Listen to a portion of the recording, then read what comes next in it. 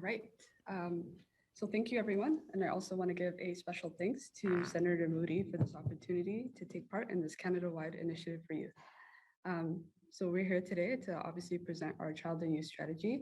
My name is Asha, and I have our youth with us named Noor, who will be joining us on camera in just a moment.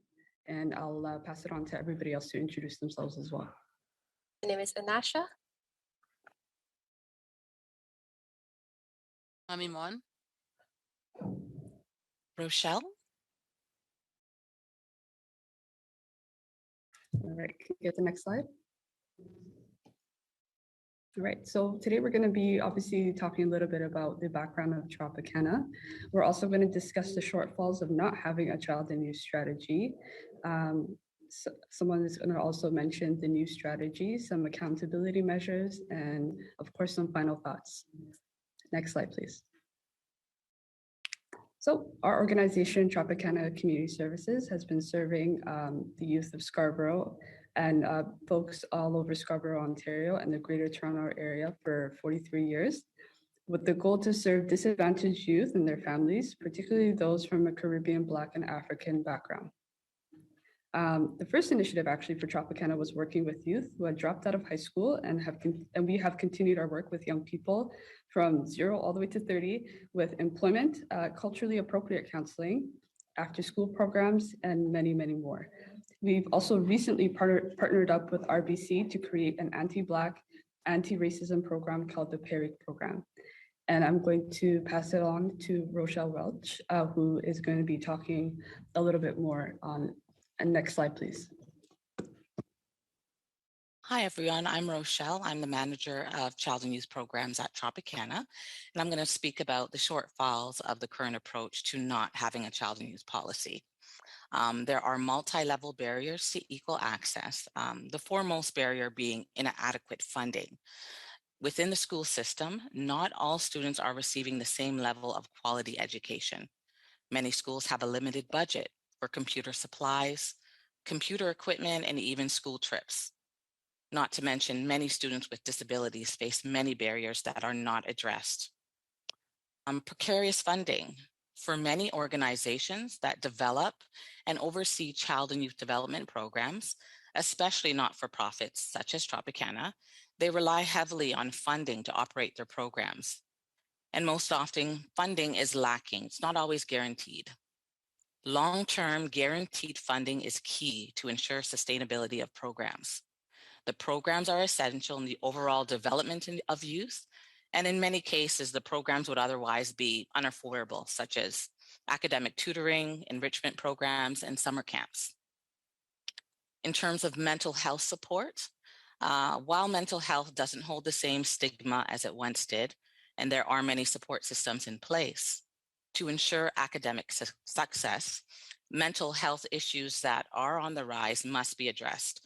Some are in part due to COVID and other factors. However, most notably, the increasing levels of violence that is occurring in the schools is detrimental to the students' learning. Many students are fearful to attend school. School is no longer a guaranteed safe space, even for teachers who fear for their personal safety. And as a result, they're not actually present in the schools to teach. As a result of this and other factors, children and youth have expressed that they have never felt so hopeless. The future seems uncertain. They're behind in school, and they lack motivation, direction in both their academic course of study and in some cases their career choices. It is apparent that the need for programs, workshops, school course curriculums that focus on life skills should now be a focus. Courses like career studies that are presently offered. However, financial literacy courses and courses pertaining to taxes and the Canadian political system are few and far between. Young people also need and desire to feel heard and supported. Their thoughts and opinions matter. They want a seat at the table, to be a part of the decision-making process. It is not okay or enough for us to speak on their behalf. And of course, there's a disconnection between youth and Canadian politics. This is not surprising. Many are not engaged, they're not interested, and have difficulty relating. In some cases, especially pertaining to Black, Indigenous, and racialized communities, students feel that that visual representation is not there. They need to see themselves reflected in those that lead politically, those that play a key factor in decisions that impact their present and their future.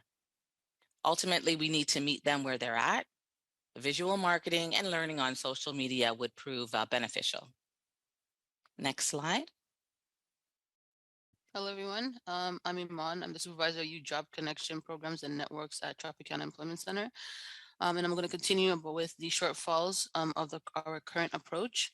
As inflation keeps rising, this also increases the cost of living, which includes food insecurity, high rent, and unaffordable housing.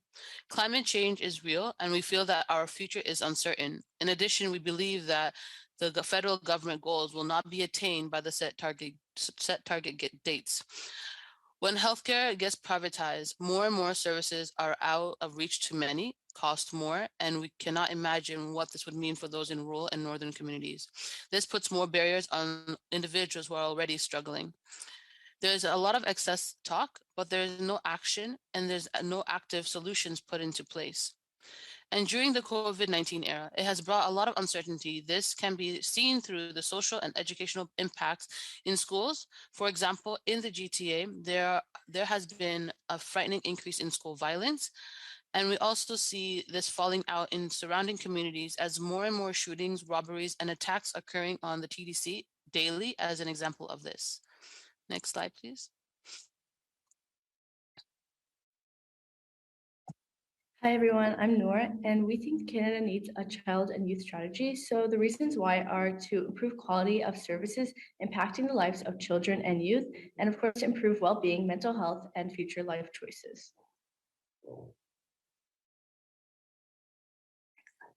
Next. So for us, in terms of a strategy that something that is we have accountability in, we definitely think that their targets and goals should be included in this. For us, we think your approach for a child and youth policy should include any report that is publicly available. I also think that your target should include all of the provinces and territories, and trying to ensure that they all adapt this new child and youth policy and figure out how we would best be able to use it within their jurisdictions. We also think that your goals should include something, for example, like a 3-year policy review, because we feel that if we're going to have policy for child and youth, it should be something that's always evolving. It cannot be something that's like you're not able to keep taking stuff out and adding stuff. It should be something that's living. We also think in terms of your outcomes that you're making sure that you include youth in the discussions that you have. Next slide, please. So in terms of what we actually think it could look like, we think a creation of a youth advisory board with representation from all the provinces and territories is necessary. And we see that playing itself out with political representation on that board, as well as community representation, which I'll talk a little bit about afterwards, but we definitely see the board as something that can help appoint a child and youth commissioner. We see this being where the board is accountable to the child and youth commissioner, and the child and youth commissioner is then accountable back to this board. We also feel that a deputy commissioner should be appointed to maintain organizations in Inuit and Métis children and youth. And in terms of the makeup of the board, we think that Black, racialized, and marginalized children and youth should be included on the board. We think that the bigger community, so young people, their parents, caregivers, guardians, teachers, people like these should be included. And for example, on the ground organizations like Tropicana as well should be included in the board. And we think that it can be built in a conference setting. We think that it would be a conference setting that would happen across the country. So it wouldn't just hopefully be in one geographic location. The reason for this is that it would mean cost of travel for so many different people. So we think if you hold it over a number of days across a number of settings would give you a really great opportunity to engage with youth and bring youth to the table to talk about their concerns and talk about more of the things that are happening with them daily, and in terms of like their outlook in terms of what they would like for us to look like. Next slide, please.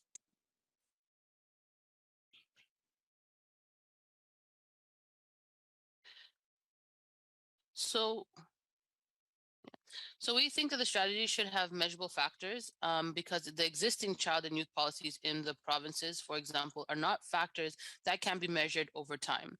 For example, one of the Ontario's youth policy states, developing stable lifelong connections for children and youth. The Ontario government would not stay with the youth for their entire lives, therefore this measurement is not achievable. We feel that the measurable factors should be outcomes that can be measured. For the following are some factors that we believe can be measured and monitored constantly. Positive in youth outcomes is where we can view how many recent graduates actually work in their field of study rather than working in an opportunity as a survival job that is not related to their education. And we believe that the government can provide an incentive to post-secondary institutions to follow up with their students post-graduation after a year and after 2 years. Improving mental health well-being can be measured by seeing how the resources provided to individuals play a role in their day-to-day lives and see if the number of incidents taking place currently decrease in our country. Improving health outcomes for young Canadians, as an example, in Ontario, there are 12,000 Ontarian children waiting for surgery, and a way to improve the health outcomes is to provide more resources like more facilities that everyone can gain access to and everyone can afford. We need to create more culturally appropriate community-based prevention services because there is a disproportionate representation of Black, racialized, and marginalized communities that include the First Nation, Inuit, Métis communities in systems like child welfare and the justice system. Education supports need to be added, and we need to improve the programs that are already running with our current schools for those who have barriers, for example, with those with learning disabilities, behavior challenges, and more. We need to have more early children educators, child and youth workers, education assistants, and tutors to support teachers and student learning in and out of school classrooms. Lastly, we need to create more impactful and meaningful anti-Black, anti-racism programs and services to improve equity, diversity, and inclusion. For instance, there are publicly funded school boards in Ontario that have been found to have systemic discrimination, specifically Black racism and Islamophobia. Next slide, please. So our final thoughts in terms of whether the framework should be something that's federal and national, we thought it might be interesting to see if we can figure out a way to make it both. We thought federal because, in terms of distribution of grants, incentives, and aids to the provinces to make them, make it be something that's worth their while. Within a national standard would be something that the federal government would be able to achieve. And then we thought in terms of ideology, a national framework would be essential when it came to, everybody just having one goal or one set of goals rather than multiple goals and multiple things that sort of govern every particular province or territory. And that concludes our presentation on our thoughts on a child and youth strategy.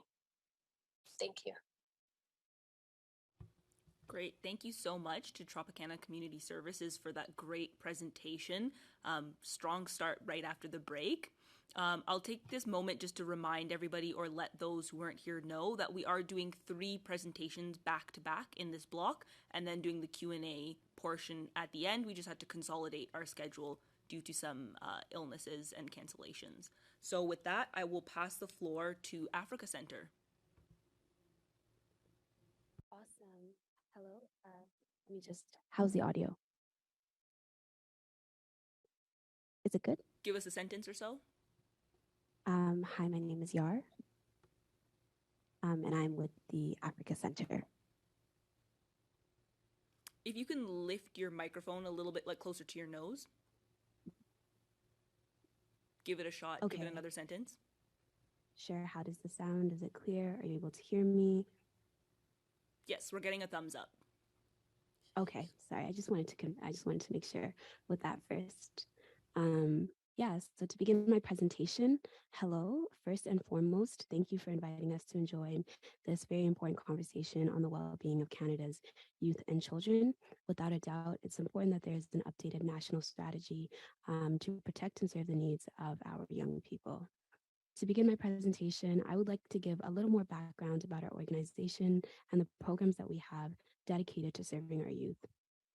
The Council for the Advancement of African Canadians, also known as the Africa Centre, is the largest pan-African nonprofit organization in Western Canada, serving as a community hub that provides programs and services from a place of cultural awareness and competency to the families in our diverse community. Incorporated in 2006, we acknowledge the diversity of our cultural background as Black, African, and Caribbean Canadians as a source of strength that brings capacity and competencies to shape a thriving community in Western Canada. Among our many programs, we have 2 child and youth focused programs, our youth resiliency program, as well as our our early learning and childcare program, also known as our daycare program. So my peers present in this call and I represent our Youth Resiliency Building Program, which is an ongoing program working to service the needs of youth in our community.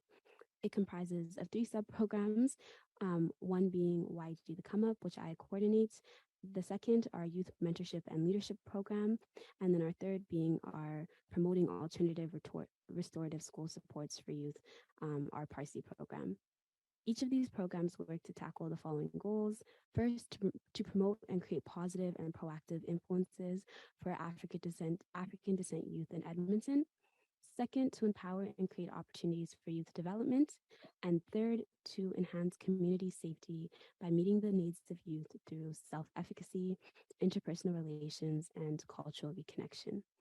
So to jump to the question, why does Canada need a national strategy for children and youth? A national strategy ensures accountability that government and society are doing their part to protect youth, especially youth from vulnerable and marginalized backgrounds. From our experience working with youth from African descent, we find that the barriers impacting their experiences are diverse and complex, and they have unique elements that separate their experiences from other youth. For example, there's the obvious issue of anti-Black racism and discrimination, but there are also other problems such as integration, resettlement challenges, social isolation, and poor representation that also affect the well-being of our youth. So just jumping to a major indicator, the education system. In the education system, this is a place where youth spend the vast majority of their time. Youth in our programs identified some of the following issues. The first being some youth in our programs indicated not fully being able to express themselves in the school environment, feeling more comfortable being themselves at home and in the community, as opposed to the space where they spend the majority of the time.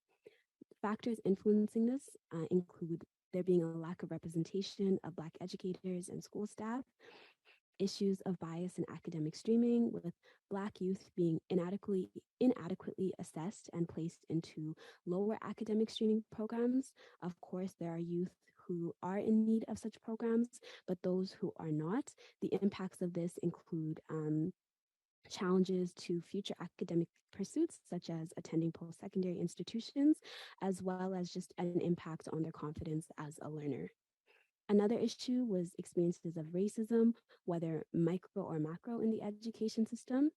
And it was also suggested that there is a prevailing feeling that educators are unsupportive of their needs. This is likely due to issues of lack of cultural competency and the ability to address cultural differences, particularly for Black youth. So when we look at the indicator of health, so jumping to this next indicator as a sign for youth well-being, we know that race, ethnicity, and socioeconomic status are strongly associated with many healthcare outcomes. When combining this information with the knowledge that Black people they often have other intersecting identities, we recognize that there are additional barriers that further challenge their ability to have positive health care as well as health outcomes. We also know that maintaining health for young people goes beyond institutional care. Supporting youth's access to play/recreational activities, supporting their ability to be creative, and supporting social engagement opportunities are also critical components to supporting just I guess, a holistic or the holistic health of young people. Black youth facing economic challenges may not get the same opportunities to be able to partake in recreational activities, have access to recreational services, which therefore can have, I guess, an impairing effect on just their overall health, both physical and mental, as young people. Now, jumping to the indicator of economic well-being, youth in our programs highlighted that it is the case that they find that their basic needs are being met, at least within the context of the basics such as food, shelter, clothing. However, a major issue that often came up within our conversations with community is there being an issue of employment or lack thereof. So the issue of youth employment is seen as I guess something that's impacting the well-being of our youth. This in part is associated with difficulty or youth's difficulty building resumes, finding job opportunities, especially in this post-COVID era. And additionally, there being structural issues such as racism and bias in the labor market, which impacts the, I guess, employment outcomes of Black youth. Lastly, the issue of racism and discrimination remains continuously identified by young people, with youth citing their own personal experiences of discrimination or witnessing it happen to other BIPOC minorities. This indicates that our attempts to address racism and anti-Black racism need further, need further effort, and more work needs to be done to make Canada a holistic or an entirely equitable society. So with the Black demographic having one of the youngest median ages in Canada, so on average, our median age is 29.6 versus the national average, which is 40.7, and children under 15 representing 26.6% of the Black population, at least according to Statistics Canada. Addressing the issues affecting Black youth is very much critical to developing a national strategy supporting the rights and protecting the needs of youth here in Canada. So we have the following recommendations. One being there needs to be support for research identifying the issues of affecting youth across all demographics. We need to be able to point at with statistical data and evidence to really highlight what are major issues and also to be able to track the progress, if any, for future policy development and so on. Another recommendation is continually working to address systemic racism and discrimination across all institutions, both the public and private sector, and continuing the promotion of a just and equitable society. Things that may help support this would be ensuring that there is cultural competency training, because I guess not being racist isn't enough to just promote equity. We need to ensure that people are culturally informed, especially those engaging with youth of diverse backgrounds. Our third suggestion is incorporating the voices of Black youth in policy and decision making. This is a great first start to engaging youth in these larger discussions, but it needs to be continuous, and we need to continue to work to, I guess, incorporate the voices of just a diverse array of youth, as well as Black youth coming from a range of like socioeconomic backgrounds. The fourth suggestion is ongoing support for parents and caregivers, as we understand that the well-being of a child is directly correlated with the well-being of their parents. And lastly, there needs to be ongoing support for nonprofit organizations. As we continue to do this work, we need support from government to be able to perform our efforts to the best of our abilities. That is all that I have for now. Thank you for listening, and I look forward to your questions. Thank you so much, Yar. Cheyenne, I'm going to ask you to take the stage, and we're going to put your presentation up on screen for you shortly. Sure. I just want to make sure you could hear me right now. Yes, we can hear you. Okay, perfect. Just want to make sure my mic is actually working.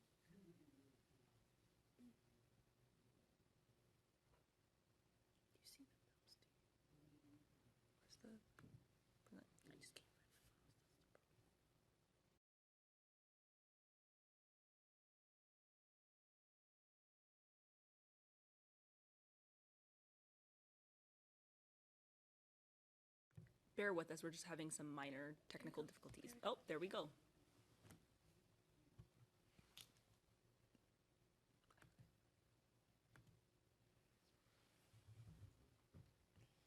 Cheyenne?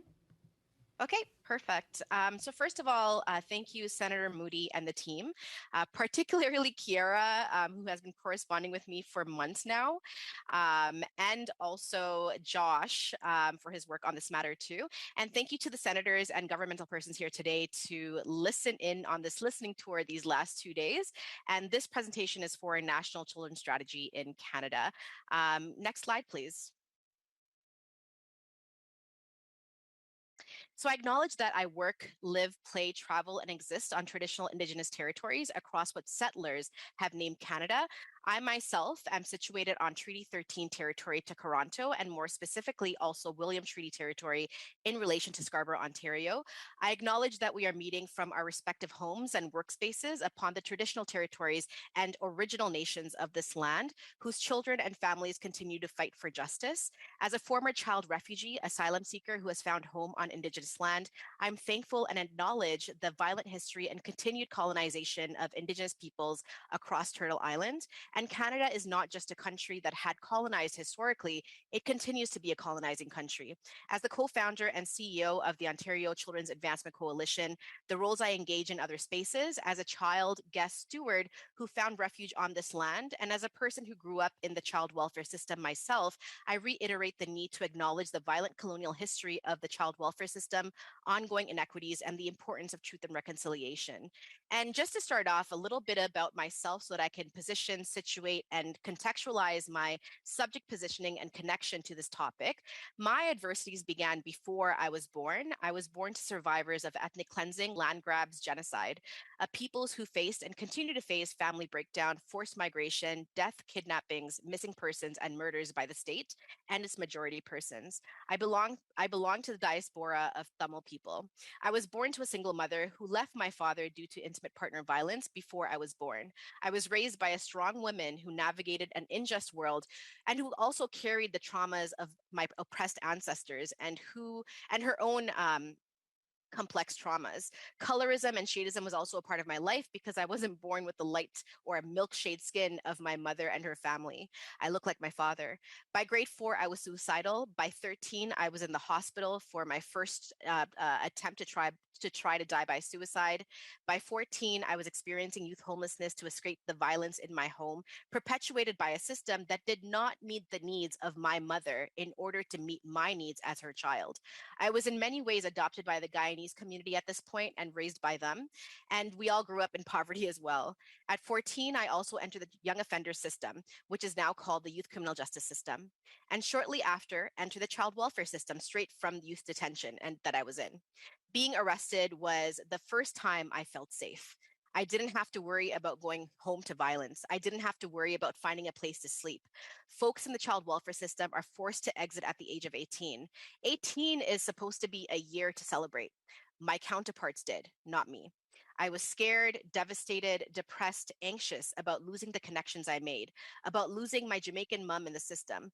Luckily, my Jamaican family is still with me today, and I'm very lucky to have them in my life. However, not many young people have that connection that they built in the child welfare system. After exiting the system, I found myself in a long-term violent relationship where I was further stripped of my childhood and eventually took care of a person who was dying from addictions, who was also my abuser, who passed away due to his alcoholism about 6 years ago.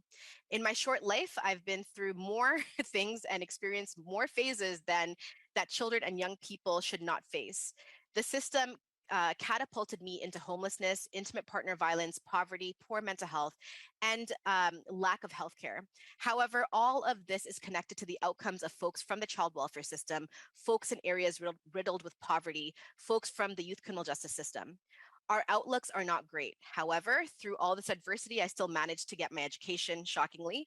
I do have a social service worker diploma, a Bachelor of Social Work degree, and a master's in social work. And I'm sure somewhere along my life, I will either receive an honorary PhD or achieve it myself. And this brings me to the OCAC. Next slide, please. OCAC background, I'm not going to go too much into this. I'm sure if you Google OCAC or even my name, you'll find a lot of information about us. But the OCAC was birthed a little bit prior to the elimination of the Child Advocate's Office in Ontario. We became a thing when it was announced that the province was planning on doing this, and lived experts came together and held a successful rally and press conference that was well attended. This catapulted us to solidify OCAC as an organization that was incorporated, and we have been attending to and putting out fires since 2018. And this is a First Voice-led organization, nonprofit. We elevate and strengthen voices of lived experts and First Voice advocates and translate that into opportunities for systemic change. A lot of our work has landed us in the media and also at the table in never done before partnerships by the government. Currently, we are in a partnership with the Government of Ontario, working with the Ministry of Children, Community and Social Services on changing youth transitions from basing them on arbitrary age indicators to a readiness-based system. And why is this important? Next slide. The problem, and we all know this is why we're here together, Canada is failing young people. There are young people in Canada who are forced into pipelines to homelessness, poverty, human trafficking, criminalization, hospitalization, and even death. There are no equitable standards nor strategy for children and young people in Canada. Next slide, please. The goal is a comprehensive strategy in Canada for young people, and this requires a critical focus on intersectionality, multiple systems that engage and is connected to young people, an ecological systems approach, because young people are not young people by themselves. They have families, they have communities, they have groups that they're part of, institutions that interact with them, and so on and so forth. And the approach should also include an equity framework as well. Next slide, please. We can't talk about a national child strategy without first acknowledging that Canada signed the UNCRC in 1990 and ratified it in 1991.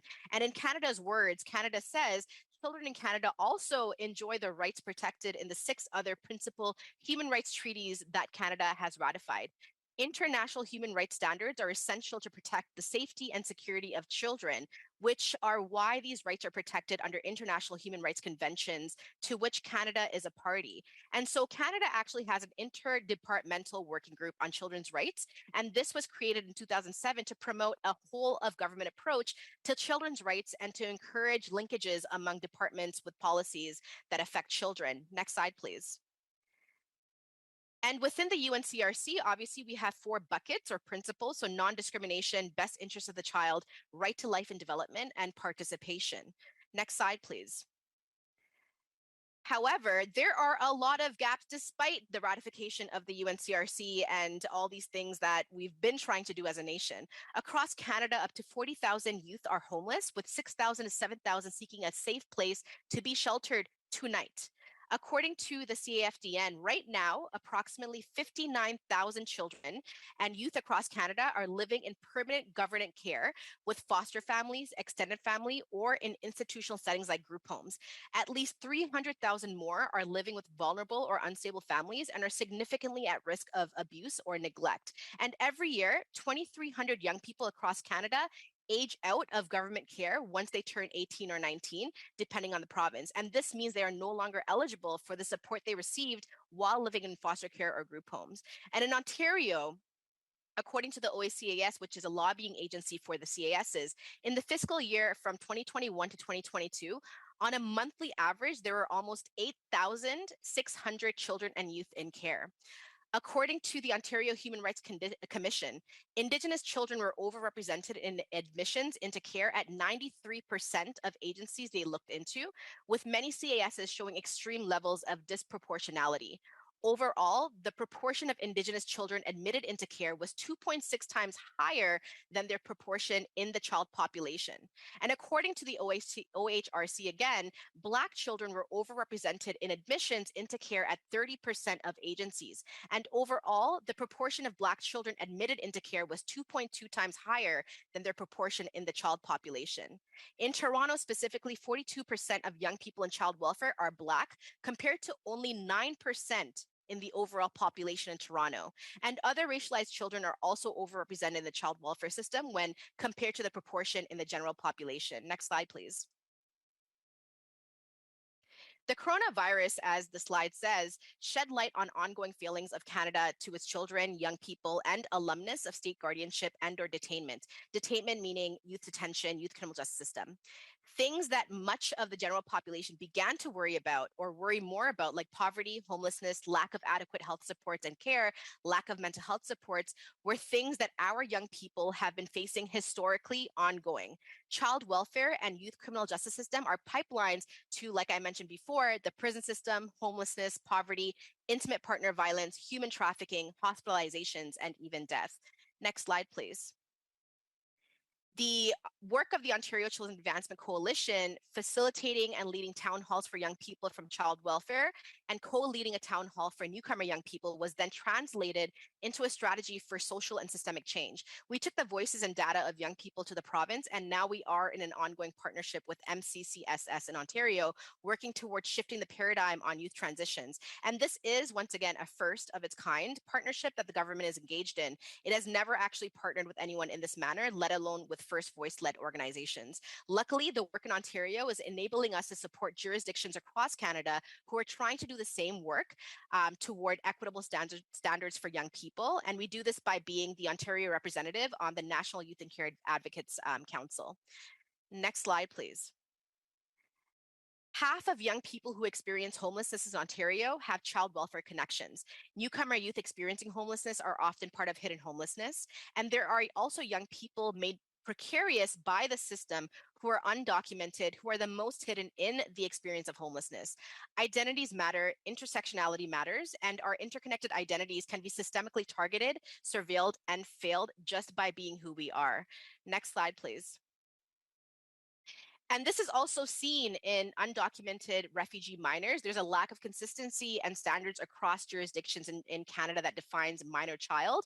Multiple systems are involved: immigration, settlement, child welfare, and legal. And because of the discrepancies of the definition of child, in the article, it says, as such, access to legal representation for refugee children varies from province to province.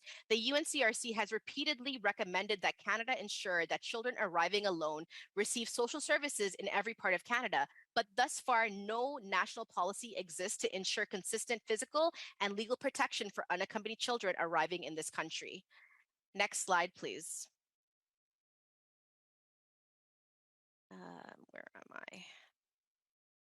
And also, we can't talk about child welfare, the prison systems, and everything if we're not talking about Indigenous young people. There's systemic racism, underfunding, inequitable standards, poverty, surveillance, intergenerational trauma, disproportionality in the systems. And Cindy Blackstock, the AFN, they've been doing amazing work, as well as grassroots organizations. And I know in the last round, last month or last year, there were a lot of First Nations, Métis, and Inuit representations who talked elaborately about this. And we also had folks talk about this yesterday, I think. So I don't want to spend too much time on this, but we have to note the original peoples of this country are also very much impacted and continue to be impacted colonially, but also through the impacts of current day policies as well. Next slide, please. In this interview, I had mentioned that basically Hospitals have a separate unit for young people, the pediatric unit, and the education system separates adults from children and teens because we understand there is a different type of process that is needed for this population. And this is the same idea for a specific strategy in Canada, a national strategy for children and young people. The national strategy must be implemented in partnership among all levels of government. I was actually part of the advocates who pushed for a national housing strategy in Canada regarding my niche area of youth homelessness and child welfare and newcomer young people. And this advocacy was almost a decade long before this strategy even came to be. And we can even take a look at this national housing strategy, and it states 2 points even right at the get-go of the document that can be related to this strategy that we're talking about. It says, whereas national goals, timelines, and initiatives relating to housing and homelessness are essential to improving the quality of life of the people of Canada, particularly persons in greatest needs. And it also says, whereas a national housing strategy would support a common vision, key principles, and a coordinated approach to achieving improved housing outcomes. Of course, we would translate this into the context of children and young people. Next slide, please. I'm just going to take a second to give you 2-minute heads I'll up. be done very soon. These are the last slides. So these are the strategy elements that I'm putting forward through the OCAC: meaningfully engage children, young people, and alumni of systems and development, implementation, evaluation cycles of the framework strategy, multi-system engagement analysis, equity, inclusion, diversity, accessibility, inclusion, justice lens, rights-based approach, reflective of truth and reconciliation calls to action. Next slide, please.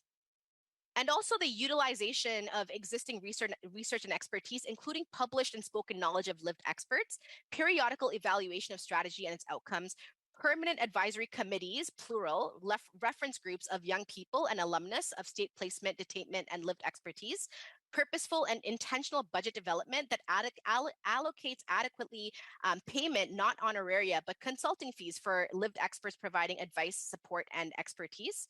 Next slide, please. Adding focus on prevention, which would need jurisdictions and the nation to tackle systemic issues that perpetuate experiences of racism, discrimination, and poverty. Include young people who have exited, state placements with child welfare or youth criminal justice. Targeted differential initiatives for children and with divergent needs reflected by their interconnected identities and expertise. Next slide, please. And use as reference various Canadian strategies, United Nations conventions, and treaties interconnected to children, young people, and those in state care detainment.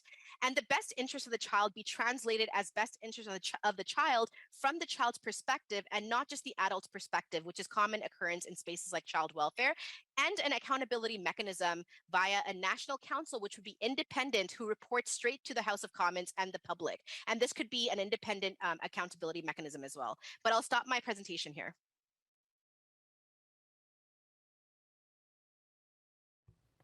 Great. Thank you so much, Cheyenne, for that information-packed presentation. We will now move on to our question and answer period. Just a reminder, this is the Q&A for Tropicana Community Services, Africa Center, and OCAC. Are there any questions in the room?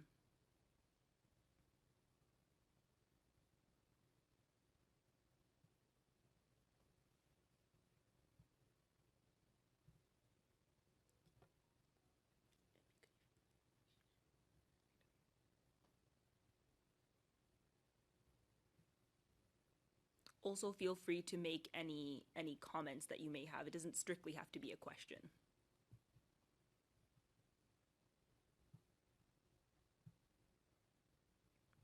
Senator Kutcher, go ahead. Thank you very much, and thank you to the presenters. They're incredibly excellent presentations. All of you have mentioned evaluation, and people also talked about a time when evaluation would happen. Have you thought deeply about what components and what things you would evaluate? What are the metrics that you would use? Because in order to evaluate, you would have to build those metrics in from the beginning of the strategy. So I'm just asking you to share your ideas about what are the metrics that you would consider to be essential that would allow for an evaluation to occur? Do you want to go in order Thank of you. the presentation? So Tropicana, you can jump in and give your answer to that question first, and then we'll go to Africa Center and then to OCAC.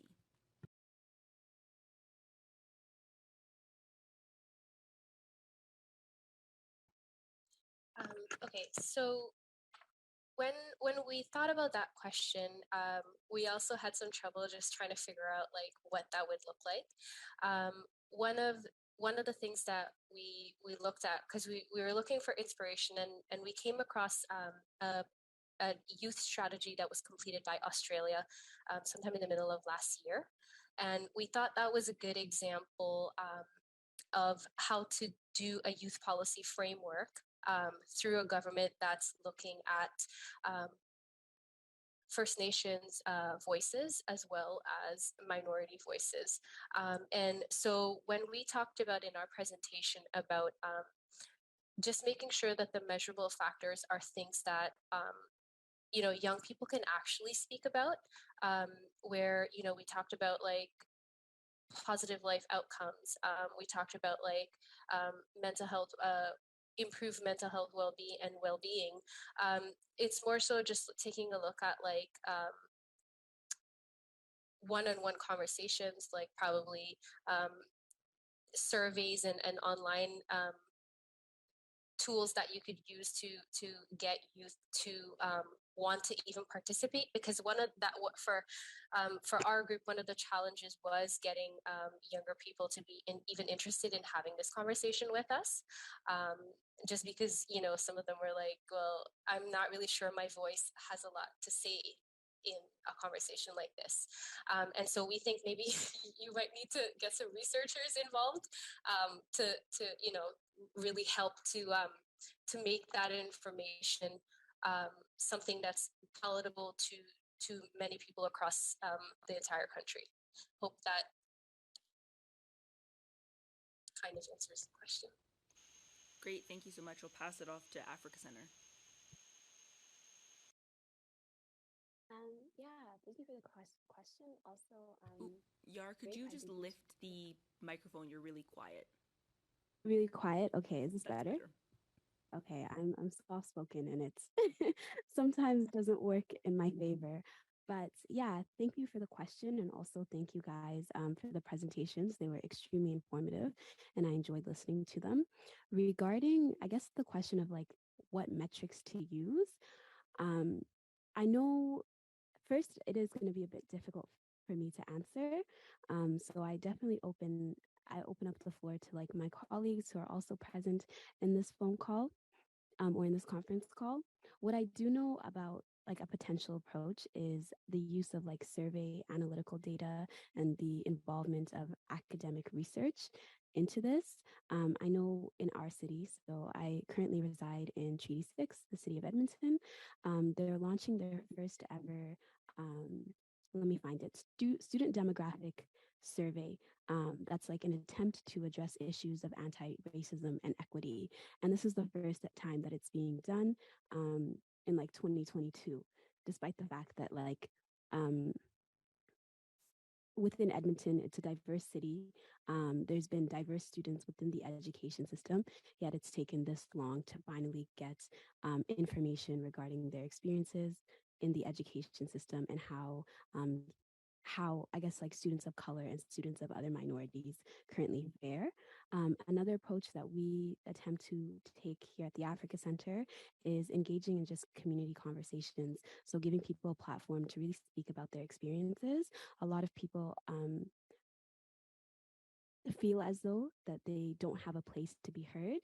And community is often a very safe space to get information about how people are just relating to society, how they're relating to these greater institutions.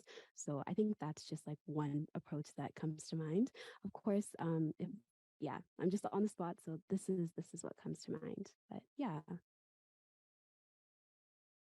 Can you guys hear me? Yes, go ahead. Yeah, I just wanted to add, if looking forward, like if you ask me what I would measure in the future, the two most important things that come in my mind are sustainability and ownership. Like this is one of the things that we were talking about as we were presenting the challenges that many youth have. First of all, representation and ownership, sense of ownership, sense of belongingness is one of the things that we want to look at. And at the end, when we measure this strategy, were youth included? Where did they feel like they owned this strategy? Did they feel part of it?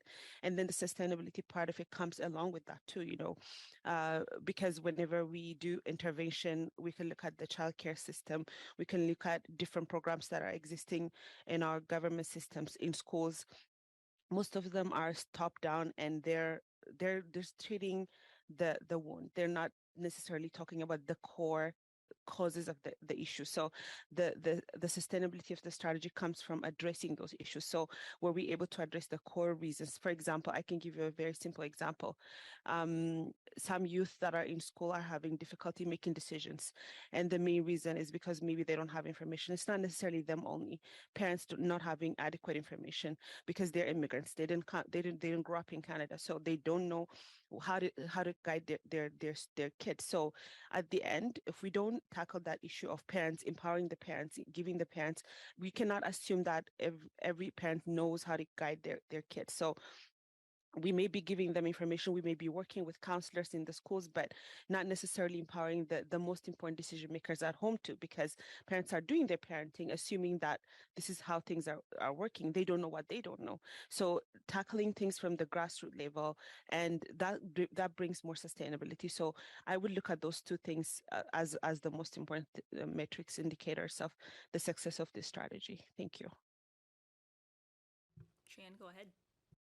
Yeah, I think there are so many really great entities in Canada who offer report cards as well, right? They evaluate these things too. So, for example, UNICEF Canada, the National Council of Youth and Care Advocates that we're part of, Campaign 2000, and so on and so forth, they do provide report cards and reports on how things are going for their young people. The other thing is that for the work that we're doing in Ontario, for example, the part of the work was figuring out what were the performance indicators, what were the evaluation thematic, topics as well. So for people in child welfare specifically, we had identified criterias or areas that people were failing at, that was perpetuating homelessness, perpetuating likelihood of death, and so on and so forth when they exit the system. Some of these were, building connections within their own communities, within their cultures. What is cultural connections? Do young people who are from Indigenous communities, are they connected to elders? That is very important, for example, right? There's also financial literacy. There's so many different buckets that we've already identified at the provincial level and also on the national level in terms of the child and youth advocates equitable standards work that we've already identified the evaluation indicators that we need to look at.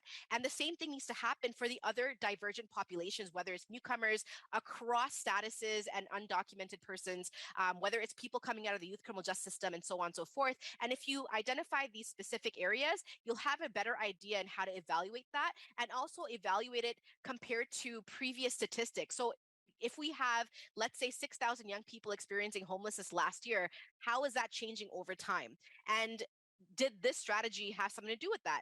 And did the organizations that are here to fulfill this strategy or help Canada fulfill the strategy, are they also adequately funded? Because the funding needs evaluation as well. The philanthropic and the fundraising world is a world of poverty. Period.